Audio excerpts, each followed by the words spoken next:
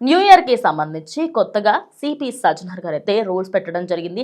రేపటి నుంచి drunk and drive test జరుగుతూ ఉంటాయి. ఎవరెవరైతే రేపటి నుంచి డ్రంక్ అండ్ డ్రైవ్ లో దొరుకుతారో వాళ్ళ లైసెన్స్ ని క్యాన్సిల్ చేస్తారు. అదేవిధంగా జైలు శిక్ష కూడా పడే అవకాశం ఉంది. మరియు 10,000 వరకు జరిమానా వేసే అవకాశాలు కూడా ఉన్నాయి.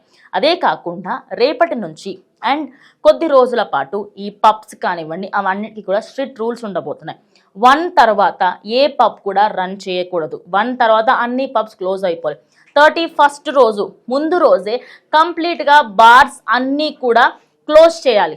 అండ్ ఎవ్వరూ కూడా 31st తర్వాత అంటే నైట్ 1 లోపే ఏదైనా మందు కొనుక్కోవాలనుకున్నా ఏదనుకున్నా కూడా 1 లోపే కొనుక్కోవాలి. దాని తర్వాత అన్నీ క్లోజ్ అయిపోవాల్సిందే అని స్ట్రిక్ట్ రూల్స్ అయితే ఇప్పుడు గవర్నమెంట్ అదేవిధంగా పోలీస్ అయితే మనకి ఇవ్వడం జరిగింది. సో ఎవరెవరైతే పార్టీస్కి అదేవిధంగా పబ్స్కి వెళ్ళాలి అనుకుంటున్నారో వాళ్ళందరూ కూడా అప్రమత్తంగా ఉండాలని కోరుకుంటున్నాం.